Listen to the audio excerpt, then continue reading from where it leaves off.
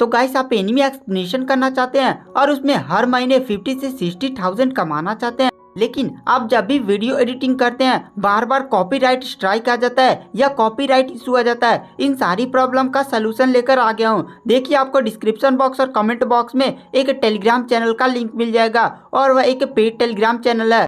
Channel में आपको enemy explanation से रिलेटेड इंडिया के सबसे बेस्ट मटेरियल और जो भी एनिमी एक्सप्लेनेशन में नीड्स पड़ती है सारी चीजें वहां पर अवेलेबल हैं, तो आप वहां पर जाकर चेक कर सकते हैं। वहाँ पर आपको डेली बाय डेली इन सारी चीज़ों से रिलेटेड वीडियोस अपलोड होती रहती हैं और वहाँ पर आपको एनिमी कहाँ से डाउनलोड करें, कहाँ से एक्सप्लेन करें, कैसे एक्सप्लेन करें, फोटो कैसे बनाए, सारी चीज़ें बताई जाती हैं। लिंक डिस्क्रिप्शन बॉक्स और कमेंट बॉक्स में है। एपिसोड की स्टार्टिंग में दिखाया जाता है कि जो लॉन्ग हाउचन होता है वह मेज टेम्पल आ चुका होता है और लॉन्ग हाउचन के सामने इस समय रिटेना नाइट हानी और कार खड़े होते हैं।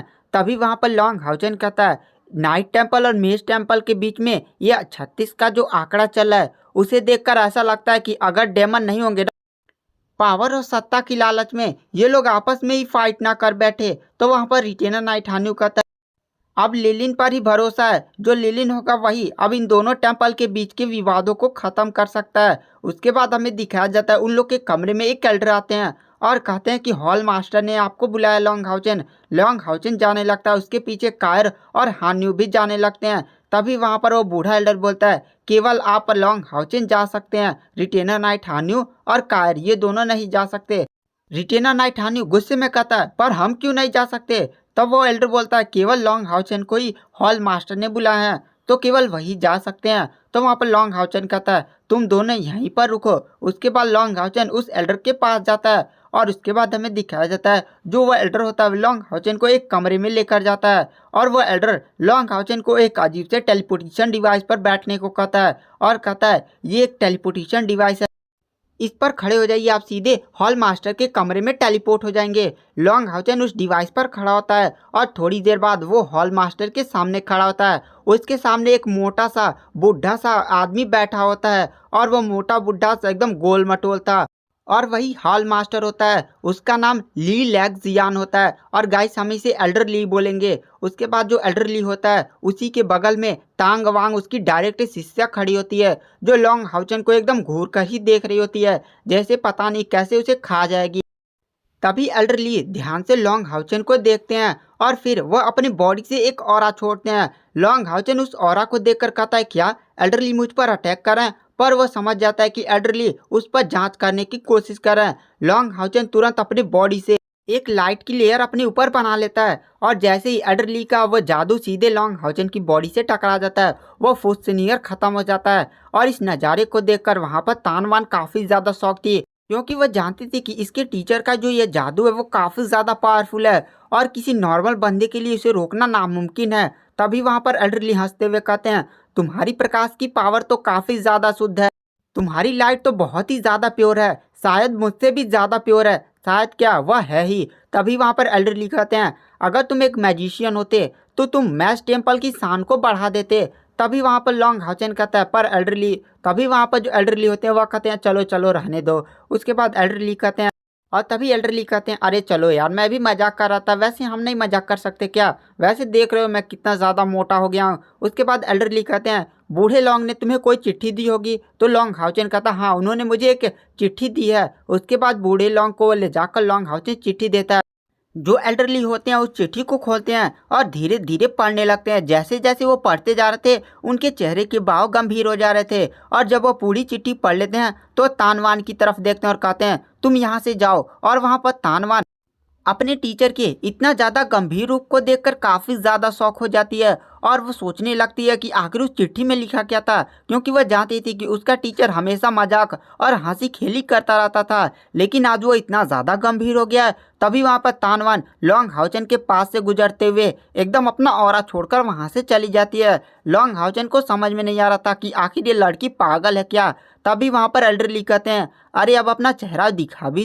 लॉन्ग हाउचन कहता है ठीक है एल्डरली और तुरंत अपना चेहरे पर से मास्क हटा देता है। एल्डरली लॉन्ग हाउचन को रूप को देखकर काफ़ी ज़्यादा शौक हो जाते हैं और कहते हैं ये लड़का तो अभी 17 साल का भी नहीं होगा और लेवल 8 के एडवांस्ड स्टेज का कल्टिवेटर वो काफ़ी ज़्यादा शौक में थे, क्योंकि ऐसा आज तक कोई इंसानी उन्होंने नहीं देखा था कि वह लेवल 8 की एडवांस स्टेज पर और वो गोल्ड एसेंस नाइट बना हो, और वो भी 17 साल की उम्र में। ये तो नामुमकिन उन्हें लगता है। तभी वो हंसते हुए कहते हैं, नाइट टेम्पल एक और बहुत ही खतरनाक प्रतिभा को तैयार कर रहा है। वैसे मुझे विश्वास नहीं होता। मैं सोच रहा था कि मेरा मेष टेम्पल काफ़ी ज़्यादा पावरफुल होते जा रहा है और हम कुछ ही साल में नाइट टेम्पल को हरा देंगे, लेकिन अब तुम्हें देखकर नहीं लगता है कि हम कभी नाइट टेम्पल को हरा पाएंगे। तो लॉन्ग हाउचन कहता है, एल्डरली आप तो काफ़ी ज़्यादा पावरफुल हैं, मैं आपके सामने तो एक चींटी के समान हूँ। एडरली हंसते हुए कहते हैं, हाँ हाँ बच्चे, तुम काफ़ी ज़्यादा मस्का लगाते हो मुझे। वैसे तुम्हारे नाइट टेम्पल में प्रतिभाओं की कमी नहीं है। शायद तुम तीसरे सील डिवाइन थ्रोन धारक बनोगे। देखो, तुम्हारा दादा भी सील डिवाइन थ्रोन धारक, तुम्हारे पिता भी सील डिवाइन थ्रोन धारक, और मास्टर यांग हवान भी सील डिवाइन थ्रोन धारक, और तुम चौथे बनोगे। सॉरी गैस, चौथा लॉन्ग हाउचन सील डिवाइन धारक बनेगा। तभी एल्डर ली के चेहरे पर गंभीर भाव आ जाते हैं और वो सीधे लॉन्ग हाउचन को लेकर एक कमरे में पहुंचते हैं और एल्डर ली कहते हैं, और लॉन्ग हाउचन बैठो। लॉन्ग हाउचन एक कुर्सी पर जाकर बैठता है और एल्डर ली भी उसी बगल वाली कुर्सी पर बैठते हैं। एल्डर ली हंसते हुए कहते हैं, मैं आज बहुत ही ज़्यादा खुश हूँ। मेरी खुशी का कारण तुम्हें बताऊँ? चलो पहले मैं तुम्हें एक चीज़ बताता हूँ।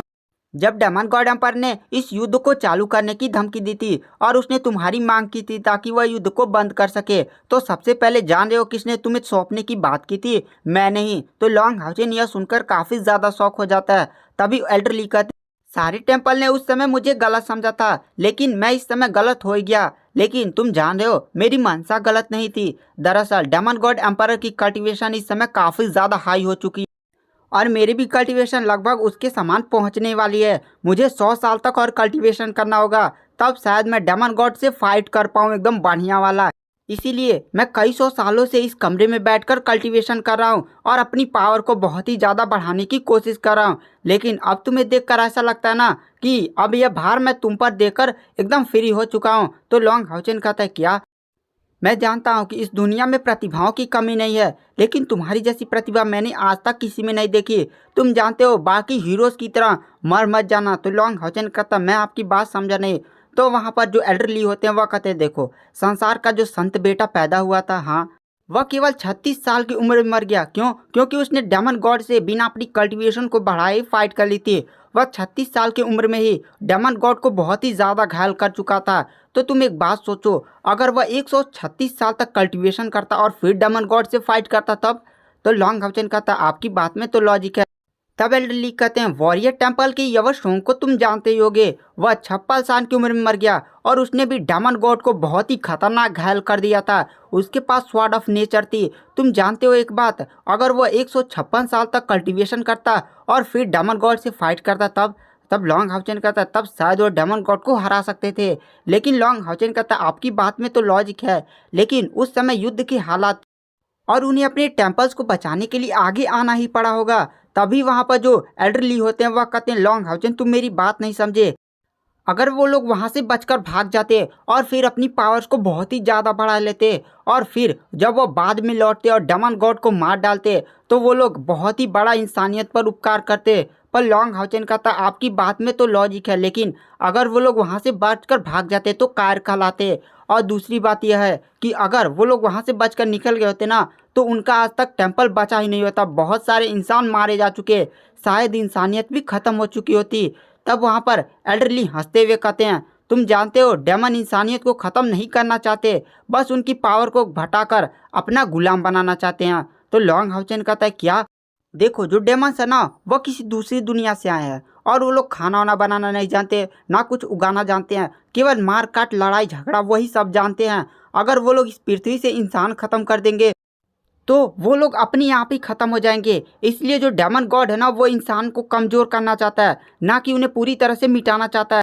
और तुम जानते हो ये डेमन गॉड ने युद्ध क्यों चालू किया है? युद्ध इसलिए चालू किया क्योंकि डेमन्स की संख्या काफ़ी ज़्यादा बढ़ चुकी है और उन लोग में बहुत ही ज़्यादा डेमन हो चुके हैं, जिसके कारण और उसे डेमन को कम करना है। और दूसरी बात यह है, टेम्पल ऑफ अलायंस लगातार 6016 से अपनी पावर्स को इकट्ठा कर रहा है और टेम्पल ऑफ अलायंस धीरे धीरे मजबूत होता जा रहा था।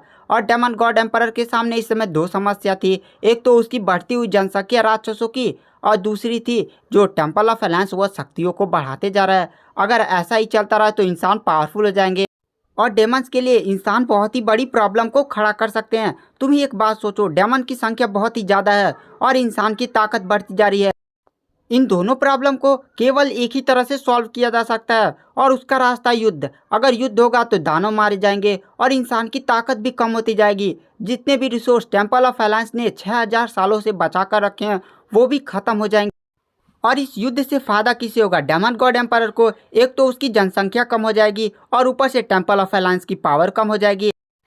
और एक बात तुमने ध्यान दिया है कि जो डेमन गॉड एम्पायर है वह तुम्हारी मांग युद्ध जब से चालू हो गया तब से नहीं किया है। तुम्हें ये कुछ अजीब नहीं लगता? और उसने अपनी सबसे पावरफुल सेना को भी अभी नहीं भेजा है और ना ही खुद बैटल में उतरा। अगर वो खुद बैटल में उतर जाता तो पूरी इंसानियत को ही उखाड़ कर फेंक देता। तो लॉन्ग हाउचन कहता आपकी बात में लॉजिक है। तो वहाँ पर एडरली कहते हैं तुम्हें एक बात ध्यान रखना है, तुम्हें अपनी पावर्स को बढ़ाना है, युद्ध पर ध्यान मत देना। जब भी तुम्हें अपनी जान बचाने का अवसर मिले तुम बचकर भाग जाना।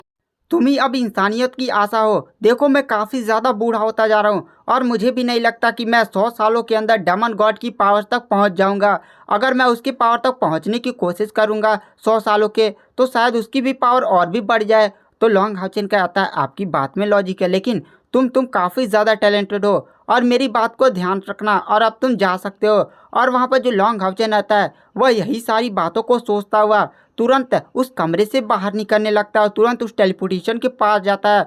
लॉन्ग हाउचन ने अपना कवच और मास्क भी नहीं पहना हुआ था और तभी लॉन्ग हाउचन धीरे धीरे कमरे से एकदम खोया खोया बाहर निकल रहा होता है। तभी वहाँ पर जो लड़की तानवान होती है वह लॉन्ग हाउचन को देखकर काफ़ी ज़्यादा शॉक हो जाती है और कहती है क्या क्या ये तुम ही हो? लॉन्ग हाउचन उसे बहुत ही ज़्यादा ब्यूटीफुल लगता है और शौक में कहती है ये तो वही गोल्डन एसेंस नाइट वाला आर्मर वाला बंदा है, लेकिन ये तो मुझसे भी छोटा है। इतना ज़्यादा ये टैलेंटेड बंदा कैसे हो सकता है? और वह काफ़ी ज़्यादा शौक में ही लॉन्ग हाउचन को देखे ही जा रही थी। लॉन्ग हाउचन उसका बात सुनकर तुरंत अपना गोल्ड एसेंस नाइट वाला आर्मर पहन लेता है और टेलीपोर्टेशन पर जाकर टेलीपोर्ट हो जाता है। और वहाँ पर तानवान सोचती है कितना ज़्यादा ब्यूटीफुल और कितना ज़्यादा पावरफुल था।